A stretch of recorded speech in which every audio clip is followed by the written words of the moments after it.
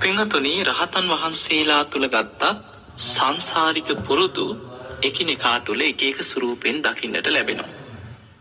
එක සිදුවීමක් දෙකක් ධර්මයේ සඳහන් වෙනවා. එක අවස්ථාවක මහරහතන් වහන්සේ නමක්. නමුත් උන්වහන්සේගේ ස්වභාවය උන්වහන්සේ බොහෝ දානේ වළඳනවා. උන්වහන්සේ පාත්‍රයේ පිරෙන්නම දානේ පුරෝගෙන වළඳනවා. මේක අනික් ස්වාමීන් වහන්සේලාට මේ දානේ ගන්න ප්‍රමාණය පිළිබඳ යම් නොසතුටක් ඇති වුණා. ඉතින් බුදුරජාණන් වහන්සේ ළඟට ගිහින් කියා හිටියා ස්වාමීනි භාග්‍යතුන් වහන්සේ අස්වල් භික්ෂුන් වහන්සේ හරියට දානේ වළඳනවා. මේක හරිම අශෝභන දෙයක්. ස්වාමීනි භාග්‍යතුන් වහන්සේ පාත්‍රයේ පිරෙන්නම දානේ අරගෙන බොහෝ වෙලාවක් දානේ වළඳනවා කිව්වා.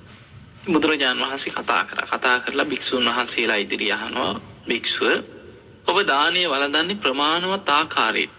අනේ ස්වාමීනි භාග්‍යතුන් වහන්සේ මම දානේ වැළඳුවට ඒ ටිකත් මට මදි කිව්වා. කොච්චර දානේ වැළඳුවත් මේ කුසගින්න අවසන් වීමක් නම් වෙන්නේ නැtei කිව්වා. අන්නේ වෙලාවේ බුදුරජාණන් වහන්සේ භික්ෂුන් වහන්සේලාට උන්වහන්සේගේ පෙර ජීවිත ගැන විමසලා කියනවා මහණෙනි මේ භික්ෂුව සාමාන්‍ය කෙනෙක් නෙමෙයි. ඒ නිසා නිന്ദා අපහාස කළ අකුසල් පුරව ගන්න එපා කියනවා.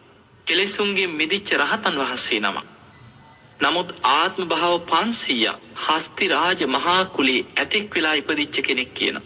එතකොට මේ හස්ති රාජයේ හැටියට ඇතෙක් වෙලා ආත්ම 500ක් ඉපදිච්ච කෙනෙක්.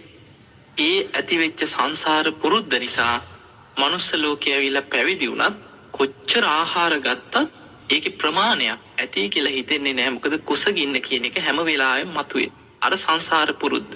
තමන්ගේ විඥානය